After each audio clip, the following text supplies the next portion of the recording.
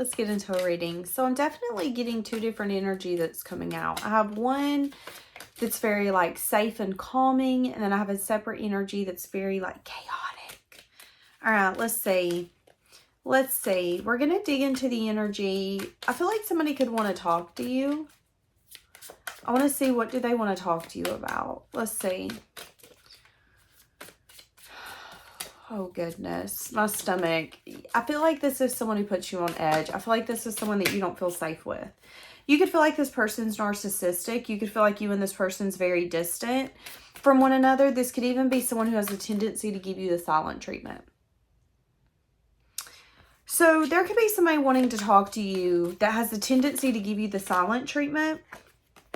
Yeah, there's some sort of toxicity here. This person could be looking at your photos.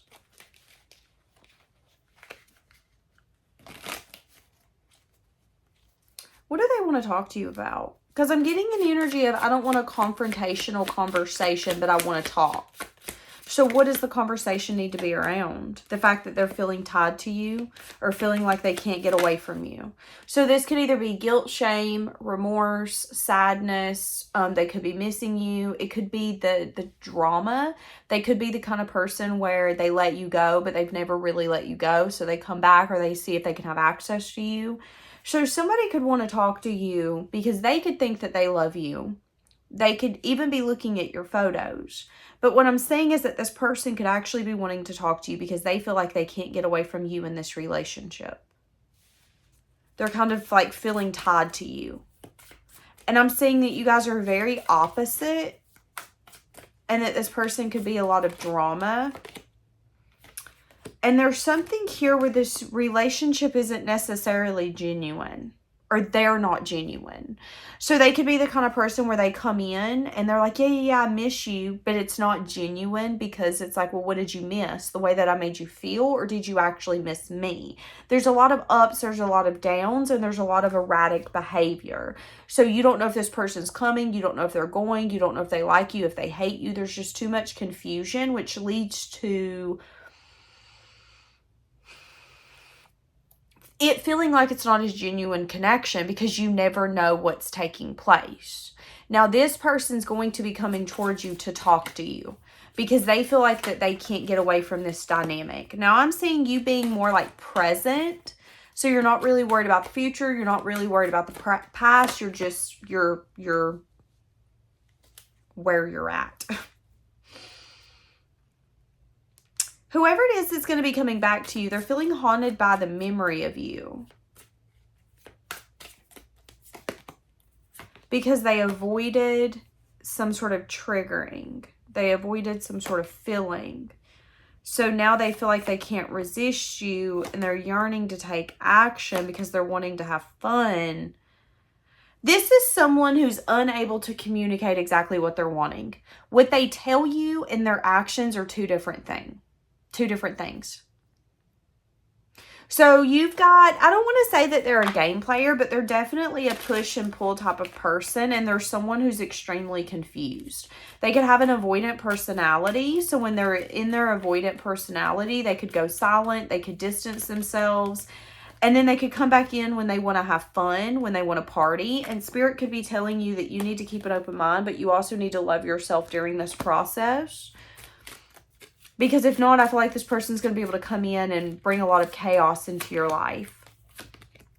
Somebody here wants to reconcile.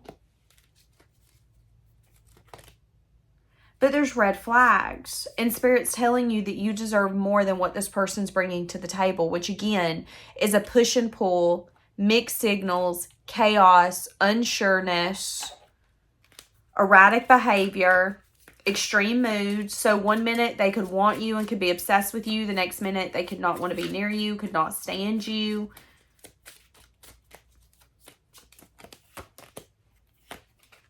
Yeah, this person's wanting your forgiveness.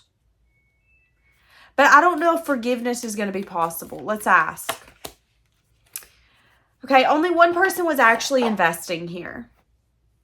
So, okay, this is what I'm saying. I'm saying that you are dealing with an avoidant that maybe didn't necessarily invest in the proper way. And now they're realizing that they've missed an opportunity and they want to come in and see if they can invest. They want to see if they can make it right. But there is a possibility that it's too late, that you don't want this anymore. I am seeing that there's only one person actively trying to invest in this dynamic. So whoever it is that's going to reach out and pull that I love you and all of that, it's like they might invest, but as soon as you start investing, they're going to quit investing. I'm getting this there's no sense of you guys being able to get on the same page or both give it your all. It's like one person's giving it their all, the other person's falling short. And then when the other person wants to give it their all, the other person falls short. And that's what I'm saying. And I'm saying the reason why is because there could be one person specifically could be a heavy avoidant. Okay. Now, why does this person feel like they love you? Let me ask that. Because I keep hearing that they feel like they love you, but their love might be more on the toxic side. They might not know what genuine love is. Yeah, Judgment. They're learning a lesson here. They're learning a lesson here. They're stuck either in a pattern or a cycle when it comes to love. And it could be toxic dynamics or dynamics that are very codependent. They could yearn for something different than what they're actually able to achieve. This person could have felt like they could achieve it with you, but they have this inability to. It's like when someone is giving a relationship their all with them, they drop the ball. They don't see that as, oh my God, this is so exciting. Let me pick up the pace too, and let's do this together. Let's take this out of the context of love and put it in the context of going outside and like working on a garden. Let's say you go outside with your sibling, a family member, and you're like, hey, listen, we're going to work on this garden. You're both shoveling. Well, let's say your cousin's like, oh, you're shoveling, I'm going to quit. Why would you quit when both of us are shoveling? This is a two-person job. It takes both of us to manage this garden. It takes both of us to work on this relationship.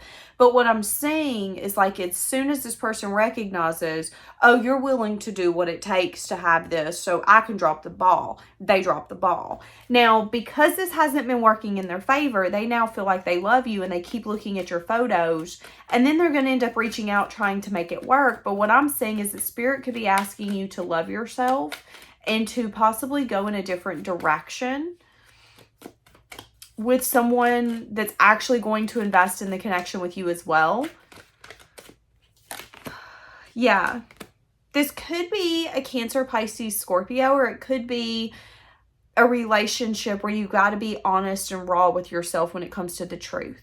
So some of you might need to have the strength and the courage to see the truth. And the truth is that this person could love you, but only love you in the way that they know how. And it might not be healthy. It might not be fulfilling. And it might not be beneficial for you. Do they love you? Sure. The way that they know how. That doesn't mean that it's the kind of love that can keep you going or make you feel safe or loved.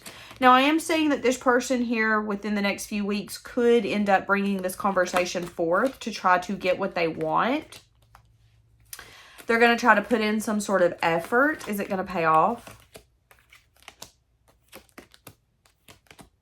No. I actually don't see that it will. I'm actually saying that if you can not give this relationship the time of day, because you can see clearly that it's not a relationship meant for you, that could lead you to something that you have been trying to manifest, a relationship that feels safe, that makes you feel secure, that makes you feel like they're one and only. So I guess it really just depends what you want. Someone wants to talk to you because they love you and they keep looking at your photos. But I think once this person comes in, you're going to see clearly what this is and what this is not. And for a lot of you with the 8 of Cups, they're telling me that in order for you to get what you're wanting, your emotional fulfillment, your happily ever after, what's going to fulfill you emotionally, you're going to have to walk away from the things that do not fulfill you emotionally. And I'm saying that this relationship specifically could have a lot of ego, a lot of pride, a lot of conflict, a lot of but why can't you compromise? Because I don't want to compromise. Why can't you compromise? And it's like, we can't ever just do this together. We've always got to fight one another. Again, it's always when I'm shoveling, you're dropping the shovel, and we keep pivoting, and this just isn't fair to either of us. And that's kind of what I'm saying. Now, this person is going to try to make it right. They're going to try to open up a conversation and see what they can get to come from this. But I'm definitely seeing that this relationship might end up going towards a full divorce, separation, like no contact, never speaking again, because the issues, the conflict are just so severe. And again, I'm seeing a lot of toxicity, maybe pride, ego, the inability to both be on the same page and give this 100%. It's like when one of you wants to give it everything, the other one's just like, no, I don't want to anymore.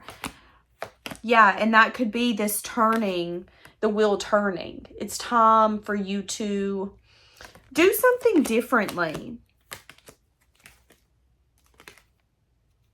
Yeah, what you might not see is that there could actually be some sort of emotional fulfillment coming in towards you within the next 3 weeks to 3 months.